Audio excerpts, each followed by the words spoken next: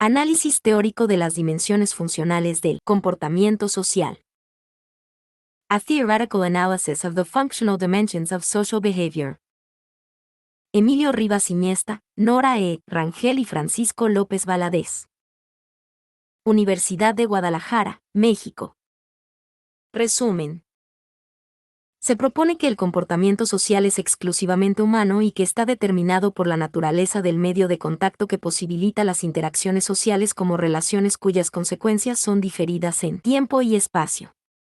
El medio de contacto de lo social, a diferencia de otros medios de contacto, el físico-químico y el ecológico, es de carácter convencional, históricamente cambiante e infinitamente diferenciado. Se trata de un medio de contacto articulado en la forma del lenguaje y mediado por él, cuyos elementos constitutivos son las instituciones, como sistemas de relaciones de convivencia dados por las costumbres características de una cultura. Sus dimensiones funcionales son el poder, el intercambio y la sanción.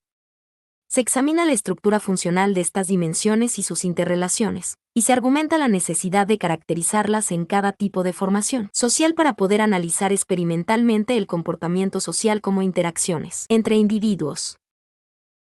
Palabras clave: medio de contacto convencional, comportamiento social, poder, intercambio, sanción. Introducción. Tradicionalmente, la psicología ha abordado el problema del comportamiento social desde la perspectiva del número, por decirlo de manera coloquial. La identificación de un comportamiento como comportamiento social radica en la clave más de uno. De este modo, usualmente se concibe que una conducta individual se vuelve social cuando se cumple con uno de dos criterios. Primero, que el individuo forme parte de un grupo relativamente estable en tiempo o, segundo, que se trate de una interacción entre dos individuos, en el contexto o no de un grupo. Este criterio, compartido tanto por las aproximaciones cognoscitivistas, como por las etológicas y conductistas, Ekin, 1964, Maren Schneerla, 1964, Pierce, 1991, Sackord and Bachman, 1974, Skinner, 1953, 1962, Wilson, 1975. Supone que la interacción o relación de dos o más individuos constituye un episodio social, independientemente de la estructura funcional del ambiente en que dicha relación o interacción tiene lugar. Se considera que la naturaleza social de la interacción es una propiedad emergente natural del hecho de que un individuo interactúe con otro, o respecto de un grupo presente.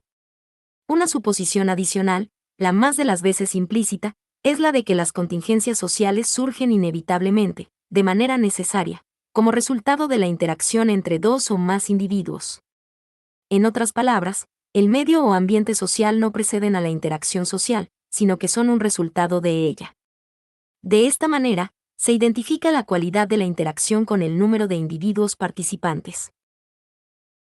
Previamente, Rivas, 2001, se ha argumentado que este criterio para identificar el comportamiento social es deficiente e inadecuado. La conducta entre individuos o siguiendo a un grupo constituye, indudablemente, un precedente filogenético y funcional del comportamiento social, pero no puede identificarse como tal por cuatro razones fundamentales. 1. Es conducta no convencional, determinada por factores situacionales momentáneos, usualmente de carácter ecológico. 2. No considera la naturaleza cultural e institucional de la conducta social y, por consiguiente, las características específicas del ambiente social. 3. Se supone que las propiedades sociales de la conducta están dadas por características fijas o permanentes, propiedad de o atribuidas a los otros individuos.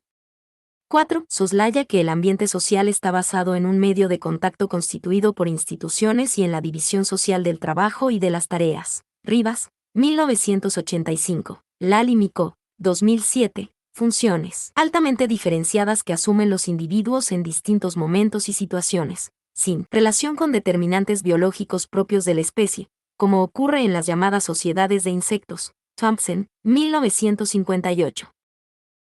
Los orígenes de la conducta genuinamente social y del Homo sapiens están inseparablemente vinculados. Mitten, 1996.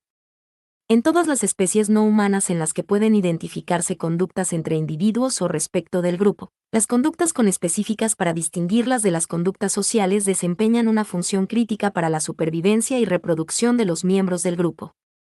En cierto sentido, Estas conductas relacionadas con la alimentación, la crianza, la defensa y la reproducción constituyen protoformas de una división de funciones que, posteriormente, en las organizaciones sociales, se transforman en una división del trabajo y de tareas especializadas.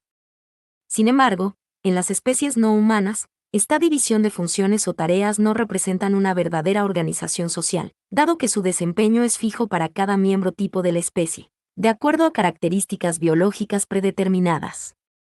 En cambio, en los humanos, el desempeño de distintas funciones sociales, aunque tiene restricciones impuestas por características biológicas obvias, como el sexo y la edad, no está determinado por dichas características. Por ejemplo, funciones supuestamente dependientes del sexo, como la maternidad, ahora pueden ser desarrolladas por individuos de cualquier sexo. Esto es posible debido a dos consecuencias históricas que ha tenido el desarrollo del lenguaje como función exclusiva de la especie humana. Weiss, 1926. Primero, permitió la división social del trabajo en la forma de intercambio diferido de distintos bienes o servicios. En su forma más simple, el trueque. Alguien realiza un trabajo aquí y ahora para intercambiar sus productos, bienes o resultados, servicios, por los productos y servicios del hacer de otros individuos en otro lugar o en otro momento.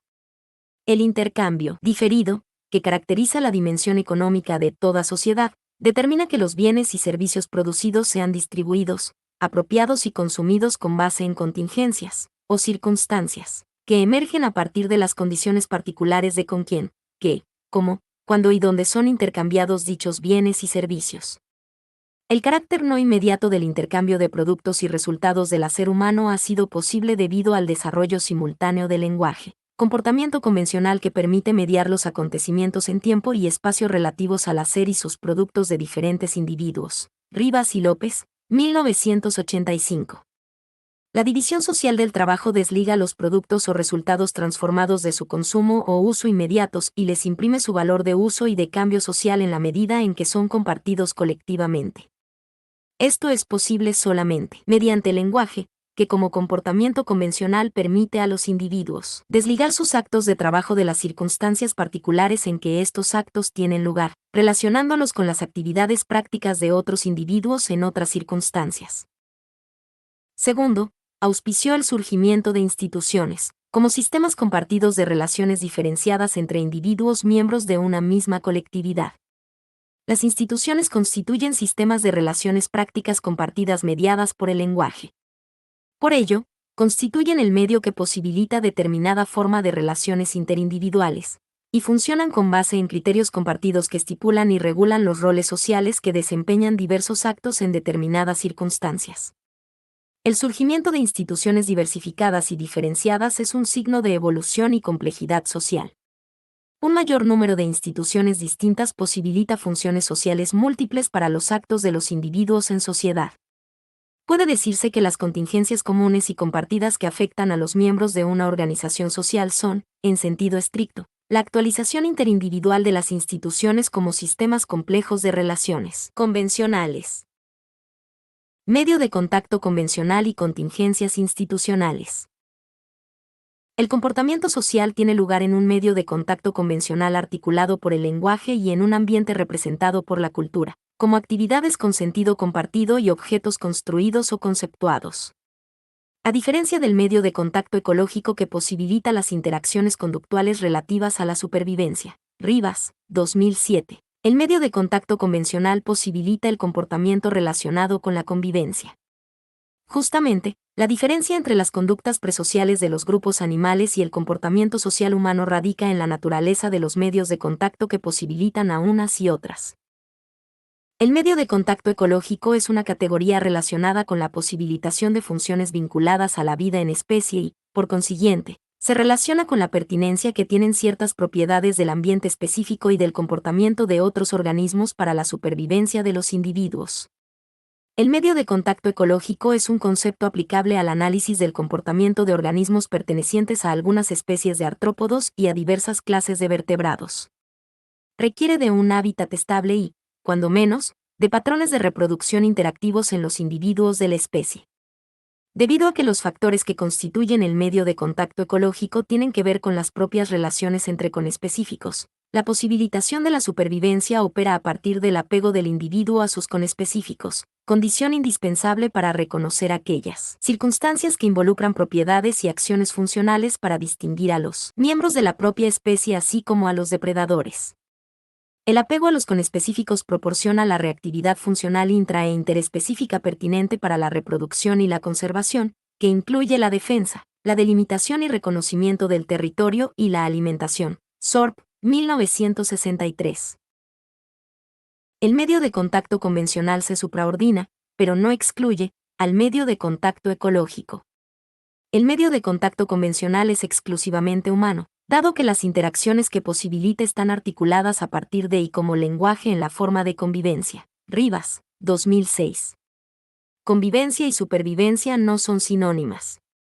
Aunque en todas las culturas, como ambientes creados por las formaciones sociales, se pueden identificar algunas prácticas vinculadas a la supervivencia. La mayor parte de los artefactos y costumbres que las conforman no se relacionan directamente con ella. El sentido de toda cultura es una forma de convivencia, es decir, una forma de vivir unos con otros, relaciones interpersonales y entre grupos que trascienden a los criterios biológicos de supervivencia. Alimentarse, cortejarse, construir habitaciones, vestirse, compartir espacios y tiempos constituyen prácticas que van más allá de la mera reducción del hambre, la reproducción, cubrirse de los elementos climatológicos y resguardarse de otras especies. Las costumbres que auspicia, y que a su vez permiten la convivencia no constituyen actos determinados por la necesidad. En la medida en que son relativamente autónomas de la satisfacción inmediata de las urgencias vitales, las costumbres, como actos de convivencia, son quizá la primera expresión de la libertad humana respecto a su propia condición biológica. Por esta razón, no se pueden examinar las relaciones sociales entre individuos en términos de la supervivencia de las culturas. Bland, 1991. En principio, la supervivencia es una categoría aplicable a las especies y organismos biológicos, y constituye un error lógico aplicarla a las culturas. El medio de contacto convencional está formado por los sistemas de relaciones prácticas entre los humanos, sistemas de relaciones que, en tanto costumbres, representan instituciones de diverso orden y alcance, informales o formales. Desde un punto de vista psicológico, las instituciones siempre se actualizan en la forma de comportamientos específicos, diferenciados y acotados de los individuos. Las instituciones no son entidades abstractas. Son siempre interrelaciones prácticas vinculadas al dominio, la complementación y el acotamiento de los actos y productos sociales. La convivencia resulta posible porque el medio de contacto convencional delimita la pertinencia de las interacciones que se ajustan a la aceptación de una determinada forma de vida social y sus criterios. Wittgenstein, 1953. El medio de contacto convencional, además de posibilitar relaciones entre personas, también delimita los criterios que regulan la pertinencia de las interacciones entre personas y objetos del ambiente, no solo de los objetos genuinamente naturales, sino también de aquellos que aparecen como naturales pero que en realidad constituyen artefactos, tan convencionales como los otros objetos convencionales denominados símbolos. Los artefactos son objetos creados por el hombre cuyo sentido depende de sus usos sociales específicos. El ambiente humano, como cultura, es un ambiente natural transformado, dirigido, entremezclado con objetos convencionales y con prácticas convencionales compartidas en la forma de costumbres. El medio de contacto posibilita la convivencia acorde con ciertas formas de vida y no con otras, y lo hace delimitando, para cada ámbito institucional, formal o informal, la pertinencia funcional del comportamiento en situación. Esta delimitación se realiza a través del lenguaje, con base en las categorías que determinan la lógica de las prácticas lingüísticas y no lingüísticas respecto a personas, acciones, acontecimientos y objetos en situación. Las categorías, y los conceptos, como entidades lingüísticas, no son propiedades de las cosas o de la persona, ya sea como esquemas o como repertorios. Las categorías constituyen las fronteras funcionales del medio de contacto convencional que se identifican a partir de los criterios de lo que es y lo que no es, lo que pertenece o lo que no pertenece, lo que es apropiado o lo que no es apropiado. Rivas, 2006b. Las categorías no son independientes de las prácticas sociales. Se originan en ellas y posteriormente las fundamentan, como basamento de nuestras creencias y conocimiento. Wittgenstein, 1969. El medio de contacto convencional está conformado por instituciones, formales e informales, que abarcan universos de individuos en relación de distinta extensión, como puede serlo una institución religiosa como la Iglesia Católica o bien un club constituido por 3 personas. En todo caso, lo que define a las instituciones es que se identifican como sistemas de relaciones especiales entre individuos que, como conjuntos estructurados de prácticas, trascienden en tiempo a cualquiera de los individuos que participan en dichas relaciones. Las instituciones, por consiguiente, implican siempre interacciones entre individuos con distintas funciones y atribuciones especiales. Las instituciones no son representaciones abstractas de estructuras sociales. Son siempre individuos interactuando con otros individuos de acuerdo con criterios colectivos. Las instituciones se actualizan siempre en la forma de interacciones interindividuales que se ajustan a criterios de intercambio de funciones, atribuciones, servicios y productos, basado en relaciones jerarquizadas y acotadas. Cada individuo difiere en funciones en distintos ámbitos institucionales y, por ello, sus características sociales son siempre contingentes, es decir, circunstanciales a dichos ámbitos. En esa medida, se puede caracterizar a las funciones institucionales, que involucran siempre cuando menos a 2 individuos en relación, como contingencias con atribuciones sociales diferentes en situaciones determinadas. Desde esta perspectiva, toda conducta social implica la interacción entre funciones de estímulo y de respuesta institucionales, ejercitadas por distintos individuos en cada episodio. Cantor, 1929, 1982. Instituciones y relaciones sociales. Las instituciones pueden ser caracterizadas como sistemas de contingencias sociales que regulan las interacciones entre individuos, en el contexto de las 3 dimensiones funcionales en las que se sustenta toda relación posible en un medio de contacto convencional: el poder, el intercambio y la sanción. El poder tiene que ver con logros de dominio, el intercambio con logros de complementación, y la sanción con logros de acotamiento. Las 3 dimensiones funcionales mencionadas ocurren siempre de manera entrelazada y conjunta, pero son susceptibles de segregación con propósitos analíticos. El medio de contacto convencional es a la vez creación y fundamento de toda actividad humana. Las primeras instituciones humanas, si es que podemos designarlas de tal manera, surgieron como parte de un largo proceso histórico entre el 50.000 y el 20.000 antes de nuestra era, ANE. Este extenso periodo constituye un momento crítico en la evolución, no solo de la especie humana, sino también de su medio de contacto. Este periodo comprende la transición de un medio ecológico regulado por la vida en grupo para asegurar la supervivencia, a un medio convencional articulado por el lenguaje en el que surgen las primeras formas propiamente sociales de convivencia. En el 20.000 ANE surgieron las primeras colectividades de recolectores sedentarios en lo que ahora constituye el Asia Menor, Mitten, 2004. Los factores que favorecieron el sedentarismo de los recolectores fueron condiciones excepcionales de clima, agua, vegetación y frutos, y especies animales que procuraron alimentación suficiente y materiales adecuados para la construcción de los primeros poblamientos. De este modo, el medio geográfico propició que, mediante el sedentarismo, las habilidades técnicas instrumentales, las habilidades de empatía y comunicación, así como el conocimiento del medio natural desarrollados por los recolectores y cazadores nómadas durante miles de años, Mitten, 1996, pudieran trascender las circunstancias de supervivencia, momento a momento, que caracterizaron a los Homo habilis, erectus y sapiens arcaico. Plejánov, 1974, traducción castellana, enfatizó que en la evolución de las formaciones sociales el desarrollo de las fuerzas productivas que, en definitiva, determina el de todas las relaciones sociales, depende de las propiedades del medio geográfico, p. 67.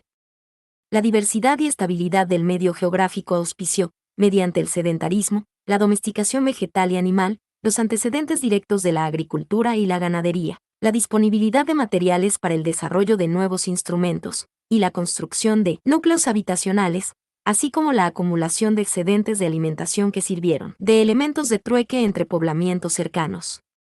En este sentido, Marx, 1894, traducción castellana 1946, comentaba que eran la diferenciación y variedad de los productos naturales del suelo las que constituían la base natural de la división social del trabajo y las que empujaban al hombre a variar sus necesidades y capacidades, sus medios y modos de producción. La aparición de poblamientos sedentarios y el posterior desarrollo de la agricultura y ganadería alrededor del 10.000 ANE constituyeron la circunstancia que posibilitó la articulación de las diversas actividades prácticas a través de las habilidades de comunicación en la forma del lenguaje, como una inteligencia generalizada y no una inteligencia especializada, empleando los términos de Mitten 1996 para dar cuenta de la evolución de las funciones psicológicas. Hablar de una inteligencia generalizada es referirse al desarrollo de las funciones no comunicativas del lenguaje, relacionadas con la sustitución de contingencias extrasituacionales y, posteriormente, con la aparición de la escritura, con la sustitución de contingencias transituacionales. El surgimiento de poblaciones sedentarias permitió la acumulación de bienes, la diferición de su consumo, su intercambio por otros bienes, y la domesticación de los cultivos y los animales. La diferenciación y extensión de la temporalidad funcional de los intercambios constituyó la circunstancia que permitió que las prácticas de intercambio superaran la relación recolección-consumo-almacenamiento, y se establecieran tareas diferenciadas socialmente que culminaron en formas de organización social basadas en la división del trabajo. Al diferenciar las funciones genéricas de los individuos en la vida económica de la población, la división social del trabajo y de las tareas incidió no solo en posteriores diferencias en la propiedad de los medios de producción, incluyendo la tierra y las aguas, que pasaron de ser comunales a ser privadas, sino también a la diferenciación del proceso producción-consumo, en otros momentos económicos como la distribución y la apropiación. La aparición de los nuevos momentos económicos implicó no solo la apropiación individual de los medios de producción originalmente compartidos, sino también la apropiación de la fuerza de trabajo social y su transformación en una forma de mercancía. El valor de los bienes y el trabajo dejó de basarse en su uso y se convirtió en valor de cambio. Es precisamente en el momento histórico en que en las distintas formaciones sociales surgen asimetrías o desigualdades entre la producción y la apropiación y consumo de los bienes, satisfactores o mercancías entre colectividades, que aparece el Estado como institución general que abarca a la sociedad entera, y que explicita los derechos y deberes sociales de los individuos, decidiendo e imponiendo las relaciones de dominación económica de una colectividad sobre otras en la forma de relaciones políticas y de sanción, Lally-Micó, 2007. En las sociedades sin Estado pueden identificarse también condiciones de desigualdad y explotación del trabajo de unos por otros, pero se dan como relaciones entre individuos y no entre colectivos, ya sea dentro de o entre instituciones, como pueden ser las relaciones de dominación en la familia o entre clanes. Son relaciones de dominación casuísticas y circunstanciales, y al no ser estables no representan por sí mismas contingencias institucionales en sentido estricto. En estos casos, la dominación se ejerce directamente mediante el poder de la fuerza. Otras formas de dominación, como poder carismático y de riqueza, se formalizan a partir de la constitución del Estado. En la medida en que las relaciones sociales entre individuos dependen de factores extraindividuales, es incorrecto suponer, como lo hacen las diversas aproximaciones psicológicas, que dichas relaciones ocurren siempre como universales, indistintamente de la estructura institucional de cada tipo de formación social.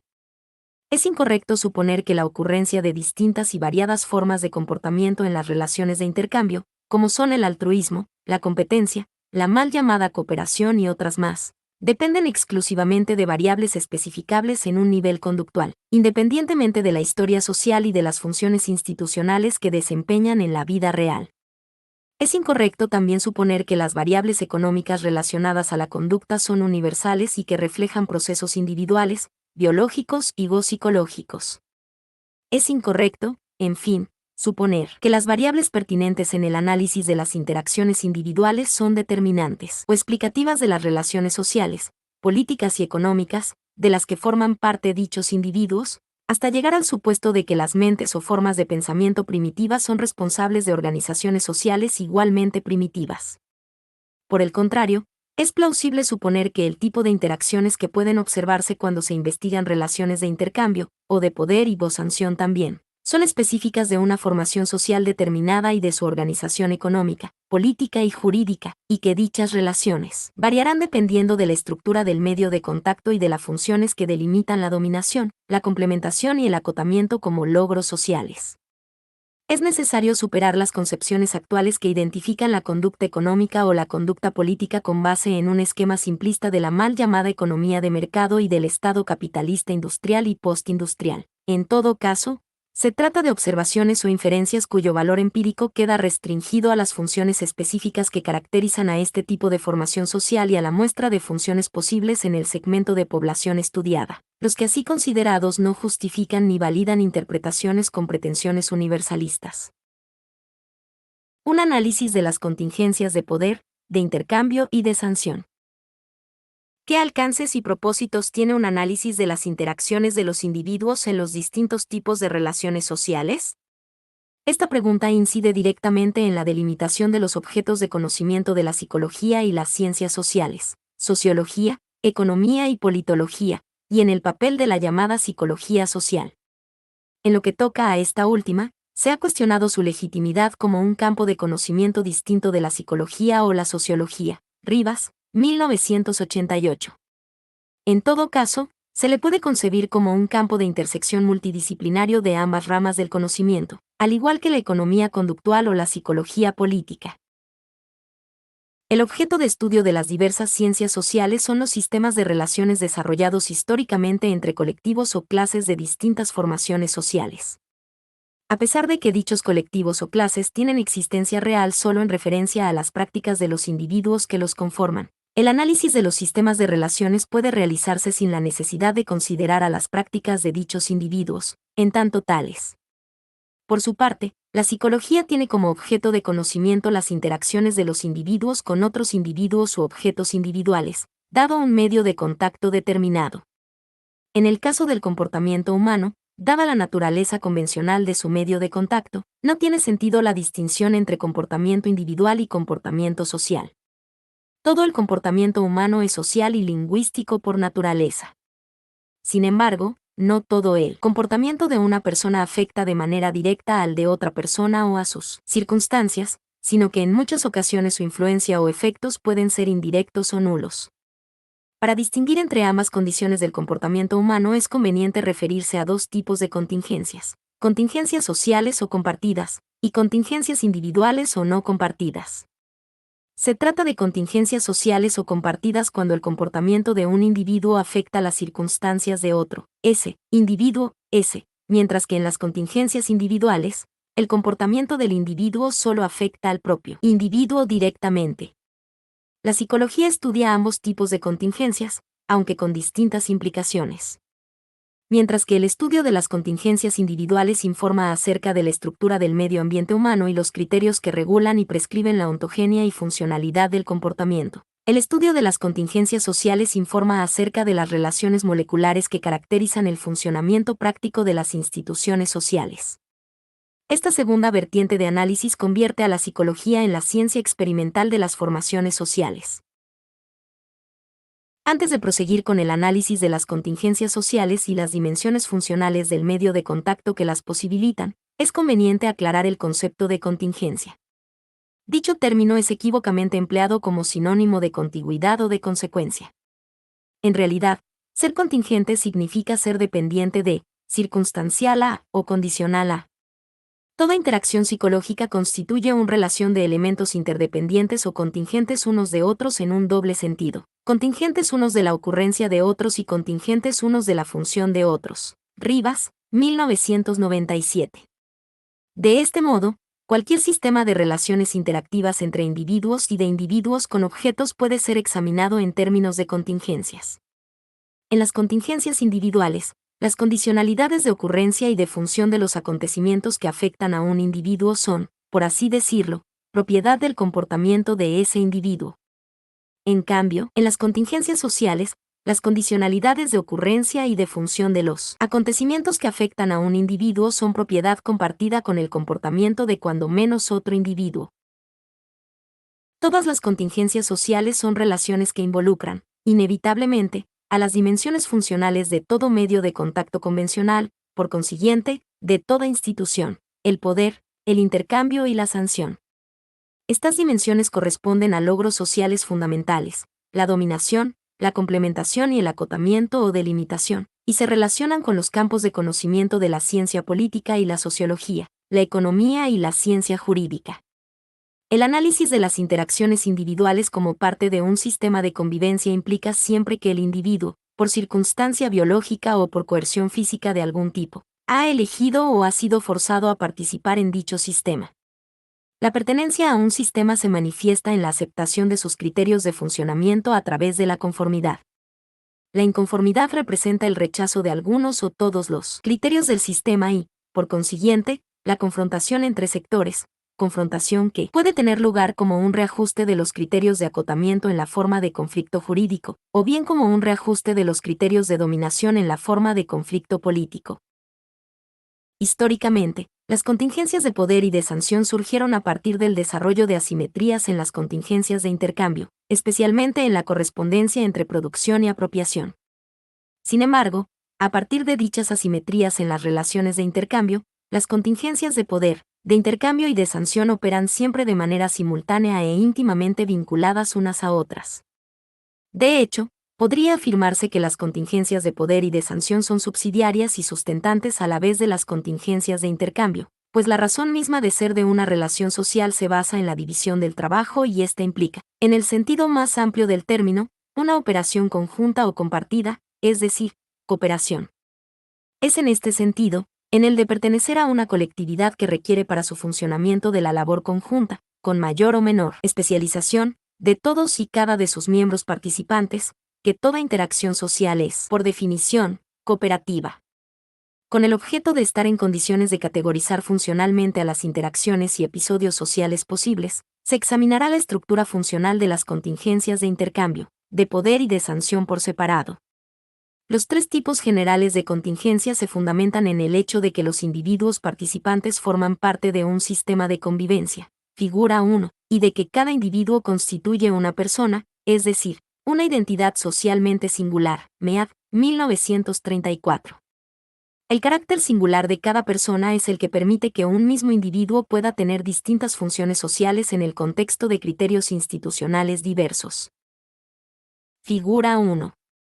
Logros sociales fundamentales de cada una de las dimensiones funcionales del comportamiento social como parte de un sistema de convivencia.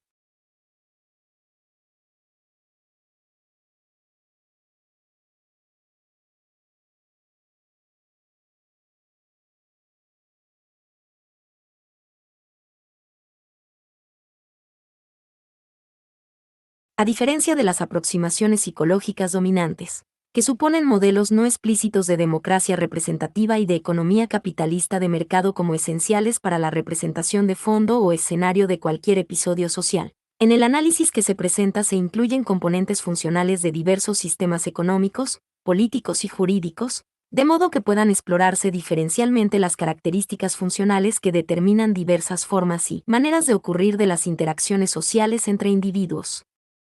Este proceder tiene dos ventajas. Por una parte, permite delimitar las propiedades de los fenómenos examinados en el marco de las características sistémicas, por así decirlo, de las contingencias evaluadas experimentalmente. Por otra parte, permite desarrollar análogos experimentales de contingencias típicas de diversos sistemas políticos y económicos, y evaluar comparativamente las propiedades y características de las interacciones sociales resultantes. La figura 2 representa las diversas funciones y recursos / productos que pueden distinguirse en las contingencias de intercambio.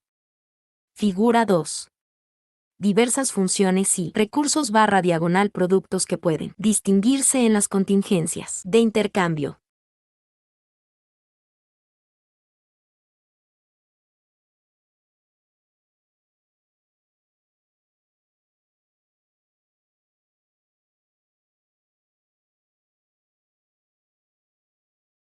Los distintos elementos descritos no agotan todas las posibilidades, ni tampoco son constitutivos de un solo sistema de contingencias.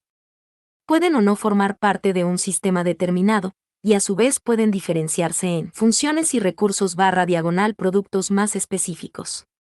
Sin embargo, este diagrama de las contingencias de intercambio, así como los que presentaremos más adelante sobre las de poder y de sanción, cumplen el propósito de procurar un mapa conceptual de los distintos componentes funcionales y sus relaciones, que pueden enmarcar una determinada interacción social entre individuos.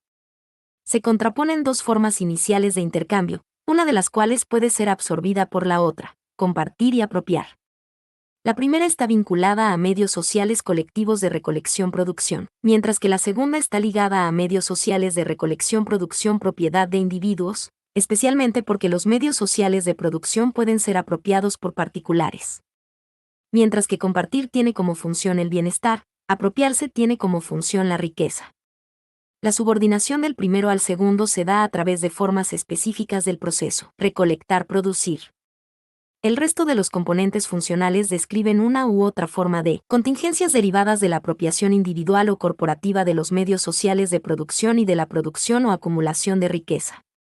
Destacan los procesos de acumulación y de distribución como intermediarios funcionales entre la producción y el consumo, y a partir de la disponibilidad de excedentes, ya sea por sobreproducción o por acumulación, surgen otros procesos como la intermediación por moneda, el comercio, el acaparamiento, la especulación, la renta, la usura, la transferencia de bienes y servicios y, en el momento histórico que vivimos, la globalización corporativa, Klein, 2007. En el contexto de estas contingencias de intercambio pueden estudiarse experimentalmente distintas formas de interacción social entre individuos como el altruismo parcial, la competencia, la inequidad, la reciprocidad, el fraude, la explotación, el robo, el acuerdo, etc. Sin embargo, cada uno de estos fenómenos ocurre determinado diferencialmente por variables relativas a cada sistema específico de contingencias de intercambio, por lo que su carácter funcional y su cualidad resultan distintos en cada uno de ellos. La figura 3 describe un diagrama de las distintas funciones y condiciones que incluyen las contingencias de poder. Figura 3. Distintas funciones y condiciones que incluyen las contingencias de poder.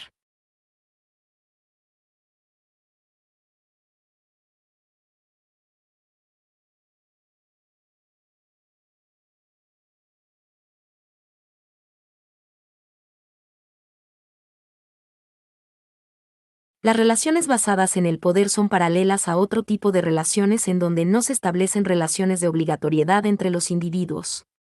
En esta figura se muestran las contingencias de poder como un sistema paralelo e independiente a lo que hemos denominado contingencias de influencia o facilitación social.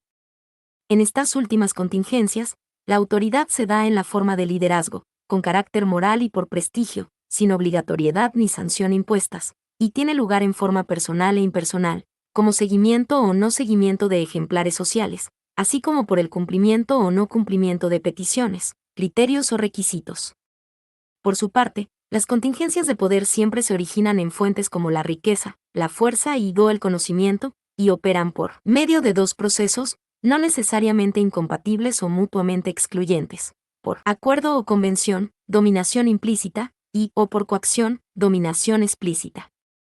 Las contingencias de poder tienen lugar en 4 modalidades que pueden actuar simultánea o separadamente, estipulando funciones y procurando consecuencias relativas al desempeño de acciones sociales en el marco de las diversas instituciones y al conjunto del colectivo, tenga o no el carácter de Estado. Estas 4 modalidades son las contingencias de prescripción, regulación, supervisión y administración. El ejercicio del poder se delega en autoridades ante las que se tiene la obligatoriedad de actuar en conformidad y de ser sancionados directamente por ellas, ya sea por acción o por omisión. Dependiendo del proceso mediante el cual se ejercita el poder y su autoridad, se puede ser legítimo, paralegítimo o ilegítimo, con base en el grado de conformidad del colectivo. La autoridad legítima puede ser racional, ajustarse a la tradición o poseer carisma. Weber, 1964 y traducción castellana, mientras que la autoridad paralegítima siempre es unipersonal, al igual que la ilegítima, distinguiéndose esta última por operar con base en criterios de coerción-sumisión.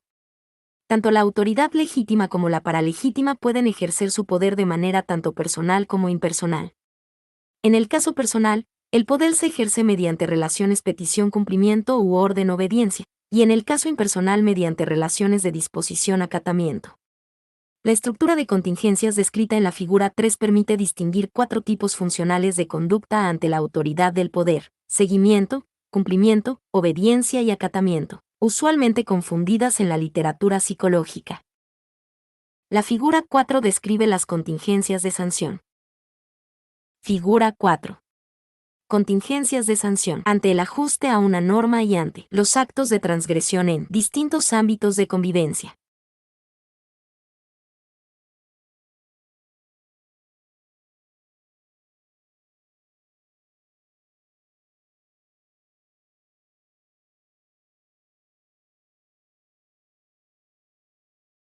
Históricamente, las contingencias de sanción surgieron y operan siempre como procesos de justificación y mantenimiento de la convivencia bajo órdenes políticos y económicos determinados. La función definitoria de las contingencias de sanción es delimitar y acotar preventivamente los actos de los individuos y su impacto, así como estipular las consecuencias de su comisión u omisión con base en normas identificadas con la tradición o costumbre, o bien con normas explícitas en la forma de códigos o leyes. La operación de las contingencias de sanción siempre tiene lugar mediante el juicio o valoración del ajuste o no ajuste de los actos de los individuos a las normas, y de su sanción, positiva o negativa, por omisión o comisión en ambos casos. La transgresión es el resultado de un acto no ajustado a la norma, y su sanción, siempre negativa, puede darse en el ámbito de diversas instituciones o criterios. La sanción y su aplicación son usualmente atribuciones de distintas autoridades, aunque en algunas ocasiones pueden ser ejercidas por una misma autoridad. En esta figura se identifican algunas de las sanciones impuestas a los actos de transgresión en distintos ámbitos de convivencia, las cuales siempre involucran formas de privación parcial o total de la libertad de acción o de los bienes acumulados o disponibles. Entre las sanciones destacan la amonestación, la reconvención, la suspensión, el extrañamiento, la expulsión, la ratificación o rectificación de derechos y obligaciones, el resarcimiento de bienes, la multa, la exención, la anulación, la compensación o indemnización, la reinstalación, el cese, la restitución, la privación de libertad, la privación de riqueza, la privación de la vida, la penitencia y la separación, entre otros.